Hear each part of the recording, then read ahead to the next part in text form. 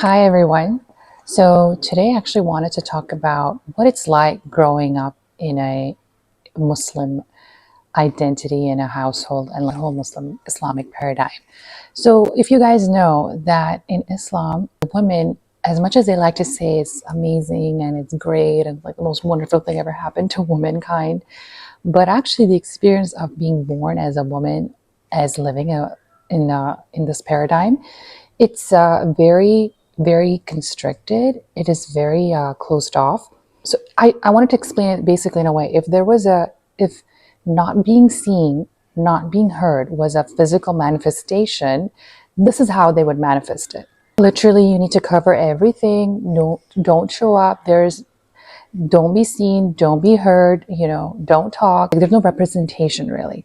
And the little bit of representation that they bring is so flimsy, it's so low quality. I mean, really, Aisha, that's your representation? This child bride, pet wife, who's has emotional issues, who's been told to being hit by her dad, why did you lose your necklace? Being told off by her husband, like, why are you asking so much? Why are you causing co-wife fights? This is your first, really. If you actually look at the history and stories of the other women, they had so much more interesting, things to do, stories to tell, and this is all you hear. Oh, look how high regard Aisha was held, and that too because she was a pet wife. What about the other 9 women? They were like, not really. We don't really care about them. Please go, Sauda. Please, hide yourself in a room. We don't want to see you, even though you're married and you have rights. We don't want to hear from you. When you really examine the actual story places and everything, you see there's really not. It's a lot of it is fluff, as you guys have seen in my previous videos.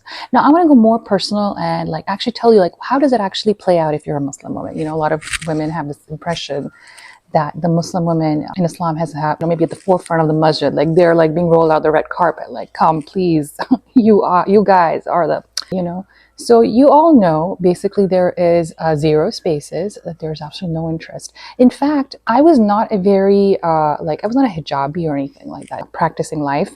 The times that I did wear the hijab, I'll tell you the exact things. When the times you did wear the hijab, honestly, it felt like the Muslim man saw you as a target. I don't know what it was, the impression I feel from Muslim women who actually wear the hijab and what Muslim men actually see is automatically they think that, okay, this woman also believes in all this stuff where she knows she's less and she's going to be okay with taking much less rights. She's not going to complain too much. I'm not going to argue too much. We can do exactly how we want with the male chauvinism. She's not going to say anything. So that's actually how I noticed, and I've noticed that definitely as a Muslim woman, a professional setting or any other setting where the same people did not know your religion was, they would treat you nicely. I'm talking about the Muslim men here precisely. And they would treat you with a lot of respect, and they wouldn't dare, do the things they would do if the moment is a different environment and they found out that you're actually a Muslim woman. Suddenly the dynamics shift. Somehow they think they're superior. They suddenly elevate themselves and they put you down. It's just very interesting to watch. And for Muslim women who've experienced it, they can attest to it. In a different environment, they're treating you very different. But suddenly, if you're in that environment or in that group setting or an MSA or, one of those Muslim settings, they will treat you very differently. They can insult you basically by telling you off, oh, you're not wearing the hijab, oh, you're not doing this. They suddenly think they're the police and they can tell you to behave any which way. And you're like, who gave them that right? That's not true. That's just male chauvinism. But the truth is actually the religion kind of gave them that. They think that they have so much superiority that actually this is their God-given right as a Muslim man to come and tell Muslim women what to do, how to behave. So yeah, this is kind of their God-given right. And in Islam, you will see wherever you go in any country, Muslim country, or where Muslims live, you'll see that openly out in the streets, open behavior, the way they are even in their work environment. They just can't seem to bring that, they can bring it to equality. They don't know how to treat women basically in a professional way. It's just so ingrained in them that they're superior and she's down here. I don't know what it's reading off or what it gives off. It's this woman, oh, she's one of those people, one of those Muslims, and she's going to be okay with she's going to be okay with less respect, being treated like a doormat. Like, she's suddenly smaller. Like, this is how Muslim men will treat actually the women who wear hijab.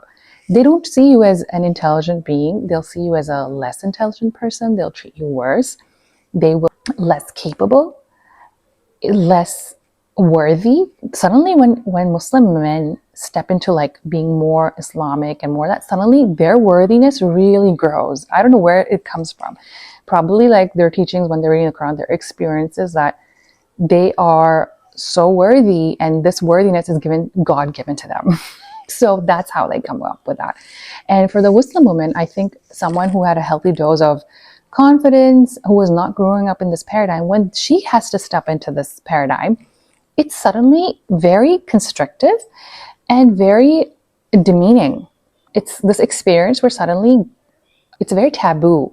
The whole female, the whole woman experience is very taboo.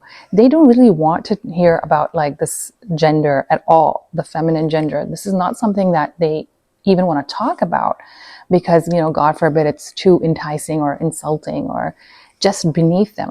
It's just a whole combination of this. Judgments that the whole womanhood is just a fitna. If I could put it in one word, womanhood is a fitna. And the man is the complete and idealistic and the whole version here. And the woman is the incomplete or naqis version. If you actually want to know the exact word, she's a naqis aql. She's the deficient. There's a monthly deficiency that happens with her. Like those are the kind of ways they describe female and womanhood. So anybody who grows up in this type of environment, in this type of paradigm, obviously has extreme self-worth issues, extreme resistance. They never feel comfortable in their own body. They never feel safe and fully secure. They are definitely not want to be seen or heard. Their whole existence, like God gave them this whole body, this whole natural thing, and they're told that they need to be covered up, hidden. Don't show me that. Don't show me what this is. Like, I don't want to see this.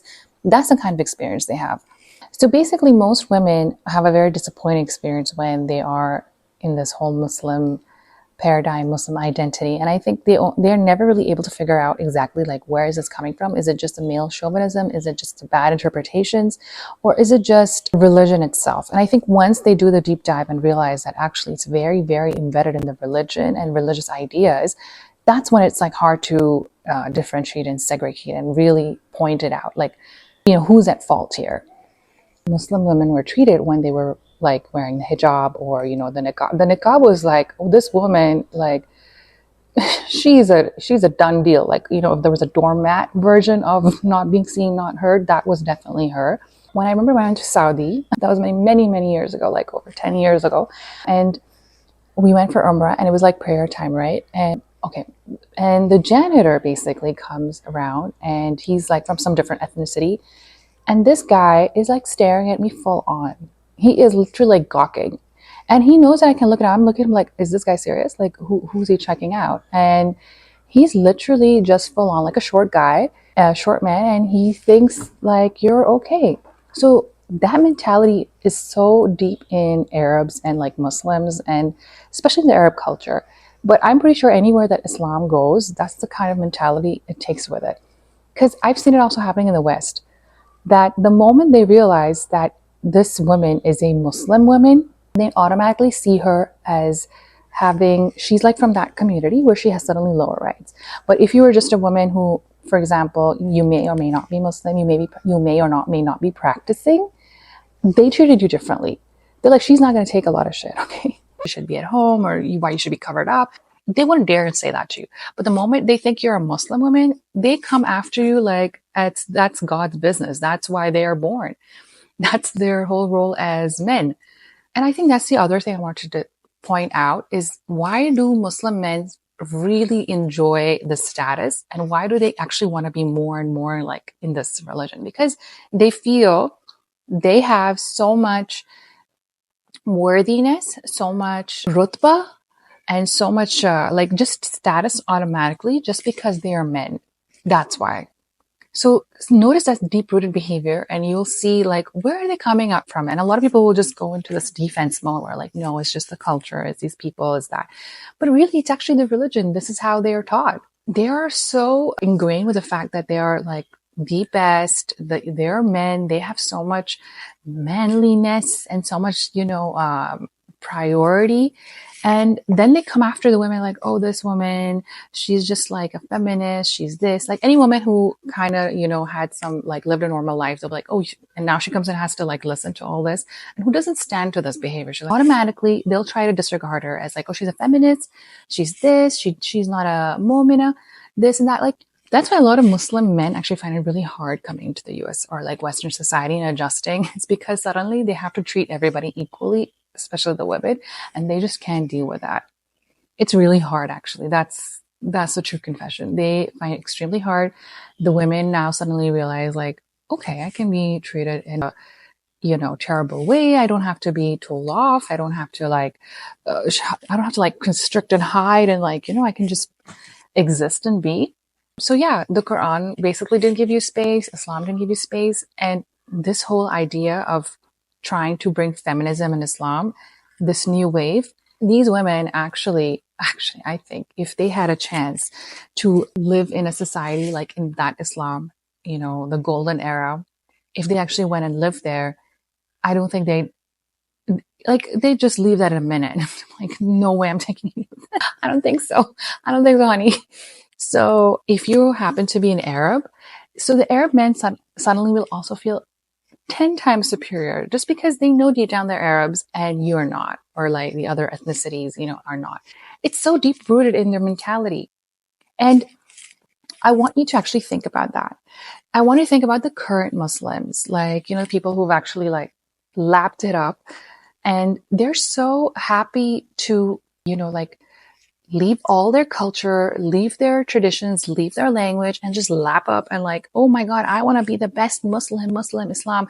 God, why don't you just like put me in an Arab household and an Arab speaking, and I'm going to wear the thobe and I'm going to wear the abaya and I eat the dates and the miswak and I love the palm trees and God, I wish I had some camels as pets, like that. If they could get camels as pets, they would do it too. So that's the extent they go to extreme love and extreme devote, like cult mentality, lapping up. That's how much they want it. And they don't see how actually you are always going to be put as a second grade citizen because you are not an Arab. You have to leave your culture. You have to lap up and be like this Arab culture that is not yours. You have to like look down upon your traditions, the country that you came from. Just look at how Muslims treat Pakistanis, Bangladeshis, Syrians.